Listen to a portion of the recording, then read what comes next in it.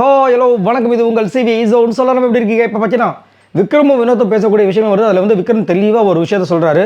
வினோத் வேண்டாம், இதோடு நிறுத்திக்குங்க, பிரச்சனையில் மாட்டிக்காதீங்க, அவ்வளோதான் சொல்லுவேன்ற மாதிரி. அது என்னென்னு பார்க்கலாம். அதுக்கு முன்னாடி பார்க்குற எல்லாம் நம்மளோட சேனலை சப்ஸ்கிரைப் பண்ணி பாருங்கள், லைக் பண்ணுங்கள், கமெண்ட் பண்ணுங்கள், ஷேர் பண்ணுங்கள். இப்போ வாங்க இந்த வீடியோக்குள்ள போகலாம். காலையில் வந்துட்டு வினோத்துக்கும் பிரவீனுக்கும் ஒரு விஷயத்தை வந்து சொல்லிட்டு போயிருப்பார் விக்ரம். என்னென்னா, நீங்கள் பண்ணுறது சுத்தமாக சரியில்லை, அந்த டோன் நல்லா இல்லை, வாட்டர்மெலன் சார் அந்த மாதிரி பண்ணாதீங்க அப்படின்னு சொல்லும்போது, நீ அந்த 6 பேர்கிட்ட போட்டி போட, என்கிட்ட போட்டி போடாதுன்ற மாதிரி வந்துட்டு நம்ம பிரவீன்ராஜ் சொல்லியிருப்பார். அதுவே கொஞ்சம் தேவையில்லாது தான். ஆனால் பிரவீன்ராஜ் வந்து கொஞ்சம் ஓவர் ஆட்டிடியூட் காமிக்கிற மாதிரி இருக்குது. ஏன்னா வெளியில் போனப்போ வந்துட்டு அப்படியே மக்களை பார்க்கும்போது அந்த வீடியோலாம் பார்த்தேன், ரொம்ப பவ்யமாக இருக்கார். இங்கே வந்து இவ்வளோ இதுவாக பேசுகிறான்னு தெரியல. ஸோ ஒருத்தங்களுக்கு வந்து ஒரு விஷயம் கிடச்சிருச்சு மக்கள்கிட்ட இருந்து. மக்கள்கிட்ட கிடைக்கிறது சும்மா சாதாரணமான விஷயம் கிடையாது. அது கிடச்சிக்கிட்டு அதை தக்க வச்சுக்கணும். ஆனால் இங்கே வந்துட்டு அதுக்கு ஏதோ ஒரு மாதிரி ஹெட்வெயிட்டாக பேசுகிற மாதிரி இருக்குது.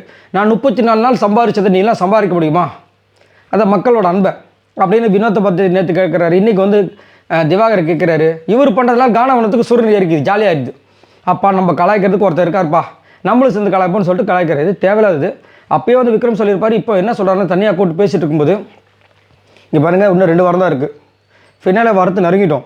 இந்த நேரத்தில் நீங்கள் தேவையில்லாமல் வாயை விட்டு மாட்டிக்காதீங்க. குறிப்பாக வாட்டர்மெலன் பக்கமே போகாதீங்க. போனீங்கன்னா கண்டிப்பாக பிரச்சனை வரும். அவர் இன்றைக்கி பேசிட்டு நாளைக்கு போயிடுவார் வீட்டை விட்டு.